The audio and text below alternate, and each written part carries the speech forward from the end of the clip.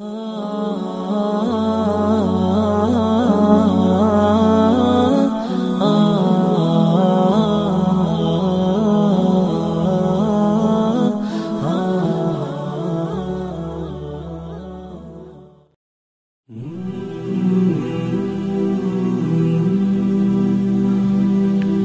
kita sudah mampu, ayat Allah kita masukkan ke dalam hati kita, kita akan mengaplikasikan dalam hidup, maka kita akan tahu, mampu melihat yang tersirat, dan kita menjadi orang-orang yang sangat-sangat hati-hati. Karena Rasul katakan, jika engkau menjadi orang yang sangat warok itu hati-hati, maka engkau akan menjadi manusia yang paling baik ibadahnya dibanding orang-orang yang sudah baik ibadahnya. Karena ibadah itu perlu kehati-hatian. Ya. Ibadah perlu kehati-hatian. Segala sesuatunya kalau dikembalikan kepada ibadah karena Allah, pasti akan hati-hati. Kalau karena Allah ya, bukan karena makhluk. Kalau karena makhluk mah kita kepengennya dilihat makhluk aja, sok khusyuk, sok tenang, tapi cuma pengen dilihat makhluk. Buat apa? Saudaraku yang dimuliakan Allah, kalau bukan karena Allah pagi ini yang memberikan kita nikmat, kalau bukan karena Allah yang masih terus membalas dosa-dosa kita dengan beribu-ribu kenikmatan, gak mungkin kita duduk di sini.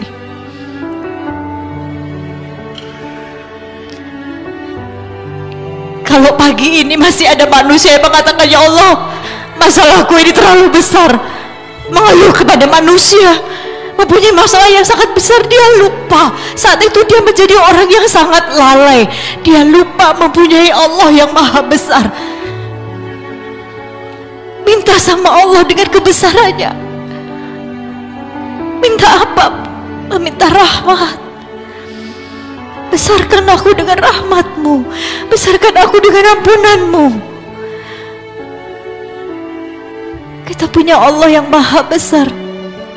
Innallaha ala kulli syai'in qadir. Segala kuasanya ada di tangan Allah. Manusia gak punya kuasa apapun. Kalau bukan karena Allah, saya seorang pipik ini gak akan nyampe di sini. Dari Jakarta sampai ke sini, kalau bukan karena Allah, nggak mungkin. Saya yang bodoh ilmu ini, apa yang harus saya bagikan? Gak ada. Saya nggak punya apa-apa, cuma punya dosa. Dari sepanjang jalan saya masih terus tafakur. Saya nyetir tadi sambil tafakur, sudah jam segini nggak nyampe-nyampe. Saya bilang, ya Allah, kalau memang jalannya Allah harus begini, sampai sana udah bubar ya sudah. Kadang apa yang kita pikirkan menurut kita baik, belum tentu menurut Allah baik. Tadi pagi seandainya kita bilang sama supir kita, ini mah cerita aja, karena saya juga nggak pakai supir, nggak punya supir. Semalam kita bilang sama supir, Pak, besok pagi jangan lupa pagi-pagi datang ke rumah. Pagi-pagi ya, karena saya ada meeting. Mobil dibawa sama supir. Sampai rumah majikannya telat, marah-marah. Belum lagi jalanan macet. Kamu gimana sih, sudah disuruh dari pagi? Ternyata begitu di jalan ada tabrakan beruntun. Dia harus berterima kasih kepada siapa? Ini semua kehendak Allah. Seandainya tadi supirnya datangnya nggak telat, sampai di jalan, mungkin dia menjadi salah satu yang kena tabrakan beruntun. Ya. Ini Bi, besok pagi saya sarapannya roti pakai selai coklat, tolong bikinin. Ternyata saat bangun pagi hanya cuma ada roti aja, selainya nggak ada. Marah. Kenapa nggak dikasih selai?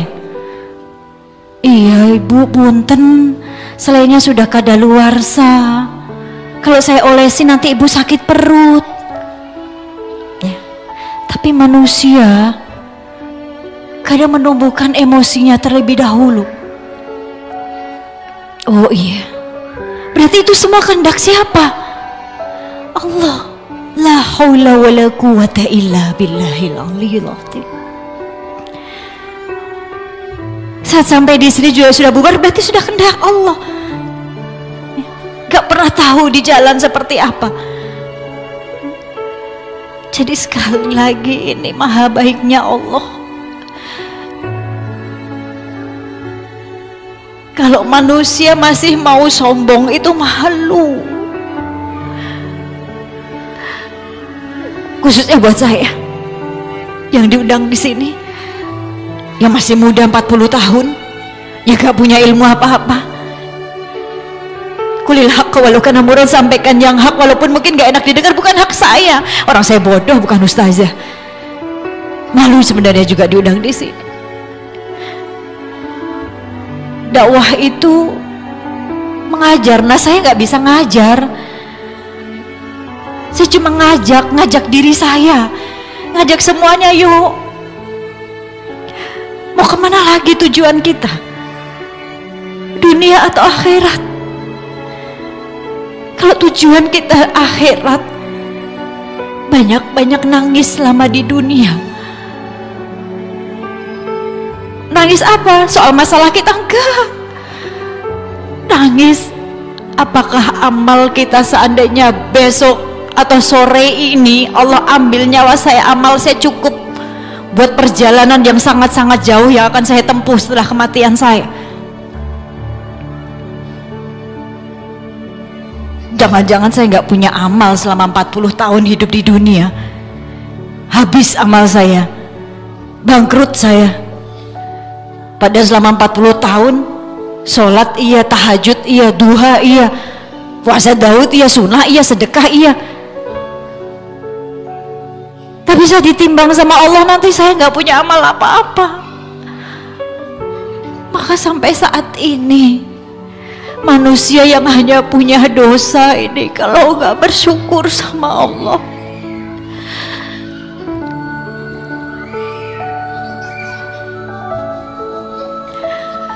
kalau tadi pagi masih ngeluh sama manusia, malu. Janji Allah itu pasti, Bu. La in syakartum la azidanakum. Itu jelas banget, jika engkau bersyukur kepadaku, itu penegasan. Apa janji Allah?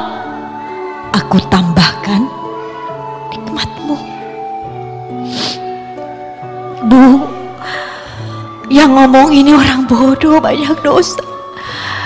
Kalau seandainya dosa-dosa itu ditampakkan sama Allah, dari mata saya mengeluarkan kotoran yang sangat menjijikkan, yang sangat bau, dari telinga saya, dari lisan saya, tangan saya, kaki saya, gak ada yang mau duduk di sini. Semua jijik, bau. Tapi Allah Maha luar biasa menutupi dosa-dosa kita. Bahkan sampai saat ini Allah masih membalas dosa-dosa itu dengan beribu-ribu kenikmatan untuk kita. Nikmat mata, bangun tidur masih bisa melihat orang-orang yang kita cintai, orang tua, anak, suami, istri, saudara. Nikmat telinga, bangun tidur ini telinga belum dibikin tuli sama Allah. Buat Allah mudah, bangun tidur ini mata dibikin buram sama Allah, dibikin buta sama Allah, bisa. Bangun tidur telinga dibikin tuli juga bisa sama Allah. Bangun tidur ini mulut, gak mampu mengeluarkan suara juga bisa, pita suara jadi rusak sama Allah. Bangun tidur tangan ini dibikin kaku sama Allah, stroke juga bisa.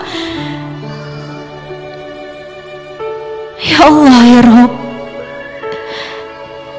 fabi ayyi ala'i rabbikuma tukadziban. Nikmat yang mana lagi yang mau kita dustakan dari diri saya? Saat Allah mengambil nikmat itu pelan-pelan atau sekaligus Allah ambil apa yang kita miliki semuanya di dunia, Allah gak akan izin dulu sama kita, Bu. Hari ini aku mau ambil, ayah kamu hari ini aku mau ambil hartamu, sekalipun gak izin. Itu hak Allah. Lalu kita punya apa? Dosa. Ada manusia yang gak punya dosa? Ada.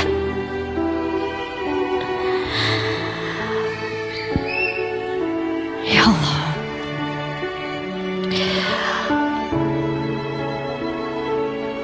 jika manusia sesama manusia ini saling mengerti, dia mampu menjaga dirinya, tujuan hidupnya dia ke akhirat, maka kita yang di sini akan saling mengingatkan, berpegangan tangan, gak akan terpecah belah. Jalan menuju keselamatan ini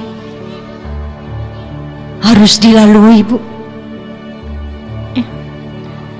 dengan tangisan, kesusahan. Makanya belajar ilmu hidup dari siapa? Dari orang-orang yang hidupnya disusahkan oleh Allah, yang hidupnya susah tapi dia nggak ngeluh, dia tetap ibadah karena dia yakin susahnya dia hidup di dunia dia akan kaya di akhirat. Dengan apa? Dengan amal.